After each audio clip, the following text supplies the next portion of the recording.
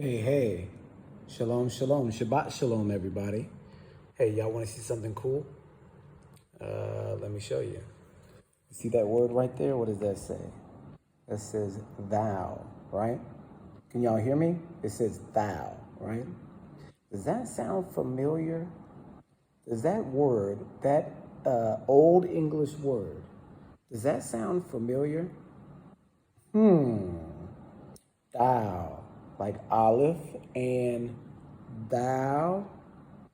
Now, wait a second. Are you saying that English, even if it's old English, has Hebrew in it? Aha, yes, it does. So, thou is thou. How do we know that?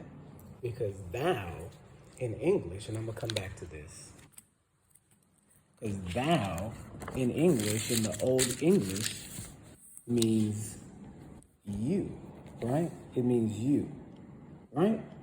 So thou is actually pronounced like thou, like the Hebrew letter that looks like this, right? That's a thou. Or the Paleo Hebrew that looks like this, right? Those are all thous.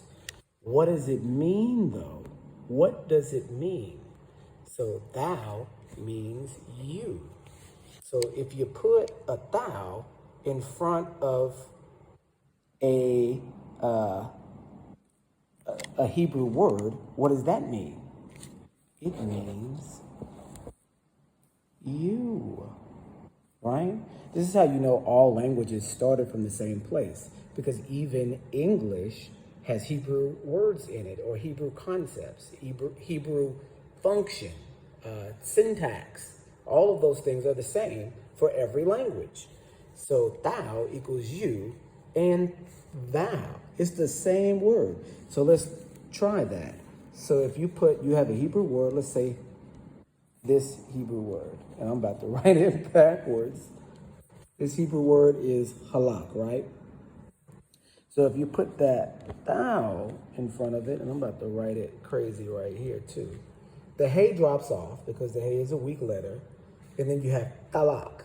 That means you will walk, or you will go. That's what that means. So thou in ancient English means the same thing as thou in ancient Hebrew, and is pronounced the same in everything. So here's your one language Tower of Babel right here, because even the language that you speak has ancient Hebrew kind of already in it. And you can see that ancient English has been changed from modern English to make it less Hebrew in appearance, right? Because you and thou are very different, right? It seems like the further into the future that language has gone, the further and further it's gotten from its origins, from its original Hebraic, one world, one language root, right? So even with the J, we know that the J is a new letter and then replace the old letter. But before, the old letter was used, right? That yod, the Y, was used. And it's still used, it's right there. But now they're just using it in different ways. But before it gets too complicated, you guys can see this and you guys can understand how that works and how thou is thou. Shalom, Shabbat, shalom, y'all.